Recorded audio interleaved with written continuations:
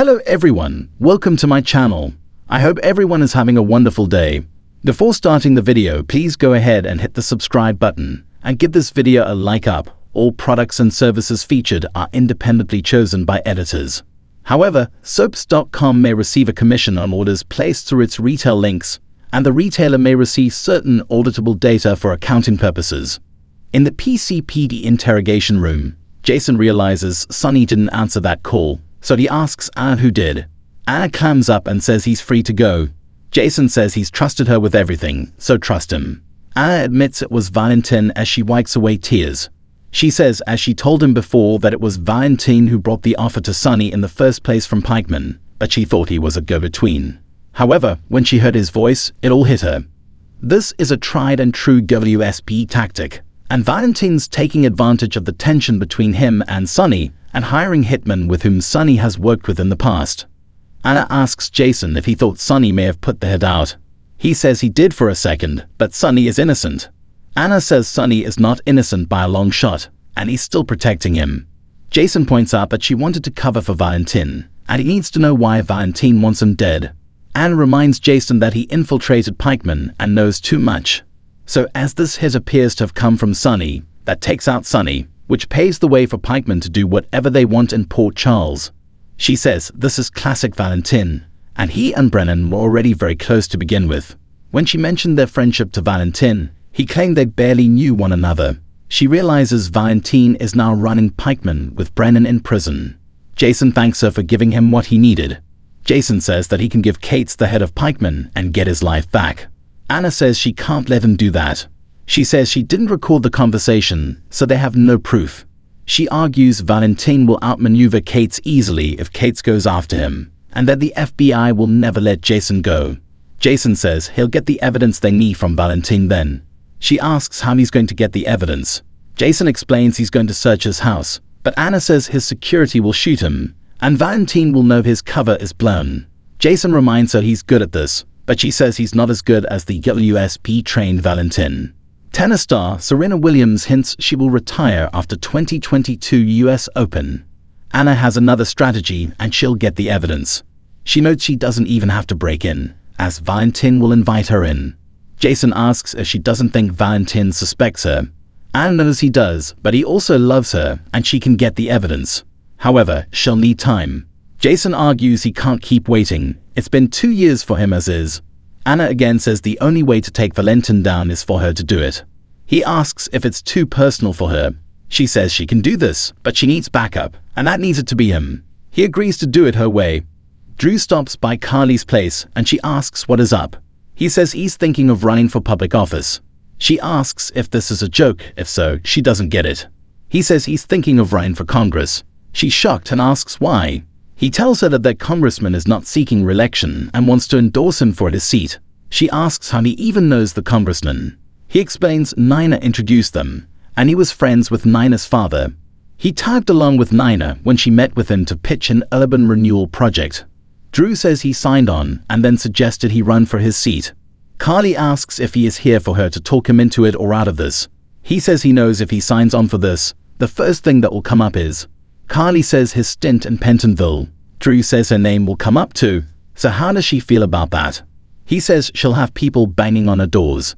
She says she has security and Jason. She apologizes for that comment, but also points out that Jason is his brother, so that ties him to organized crime. She says this is a lot to take on, and it's a long shot that he'd win. He says he's still weighing the options, but he thinks he could do a lot to help people. He also says the fact that he served his country, is involved in an urban renewal project, and works with a non-profit dealing with cancer balances things out. Carly knows Oscar would be proud of him. Drew feels it's why he has to give this a try. Carly says if McConkie wants Drew to replace him, then do it. She says if he crashes and burns, then at least he tried. Drew again asks what about her. She insists she'll be fine as she's had a lot of practice saying no comment. He thanks her and heads out. Chase brings home a box with his dad's ashes. Brooklyn asks why not an urn. He explains it's called a scattering box. He says tomorrow, after his ashes are scattered, his dad will truly be gone.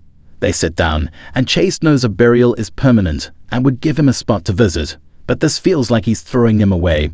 Brooklyn, they could keep him here on the mantle so we could see him and talk to him. Chase says Finn won't go for that, and it's his job to ensure his father's wishes are honored. She says to think of it this way, his dad will now be everywhere, so wherever Chase goes, his dad will be there. She also says Gregory's spirit will live on in him, along with his goodness and values. Chase says he wishes he could have another day, another week, another year with his dad. However, that would mean wheelchairs and ventilators, and he would have hated that. He was struggling as is, and he kept his promise to be at their wedding. He knows his dad went on his own terms, in peace and without pain. He says even so, he wants him back. Brooklyn tells him that it's okay to miss him, but also to let him go and celebrate the rich life he lived.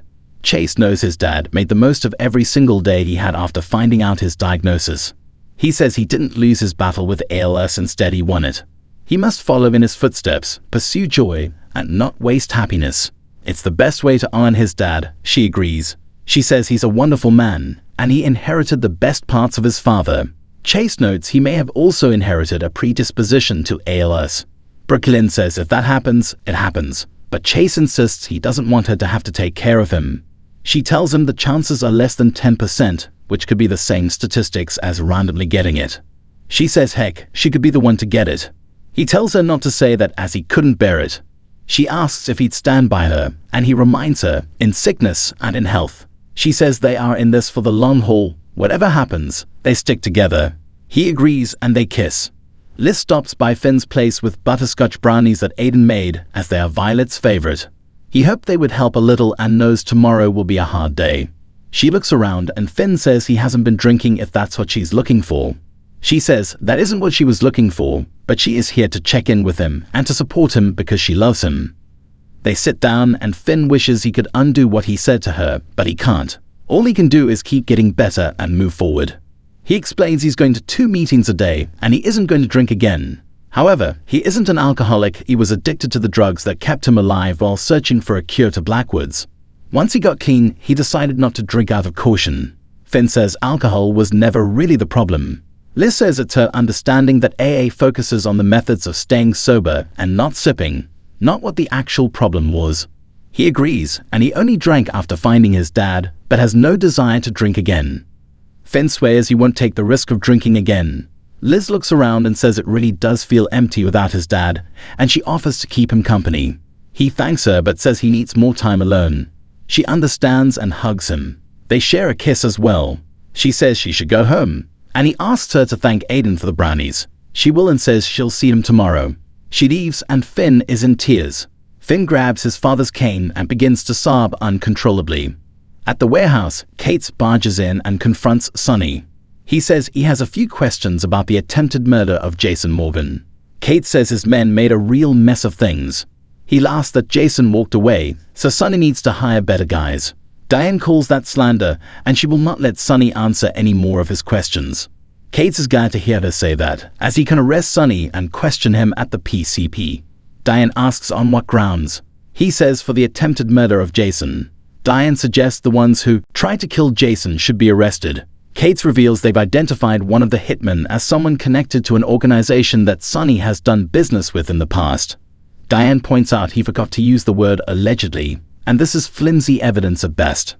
Diane says his superiors will receive a complaint for harassing her client, or perhaps if he wants to think this over, he will realize he was a little hasty.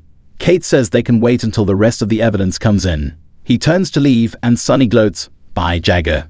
Kate says the best part of this is he's going to go down for killing Jason, the last in his line of proteges after Karen and Stone. What's sad is he took a young kid with brain damage, turned him into an enforcer, and then turned on him and tried to kill him.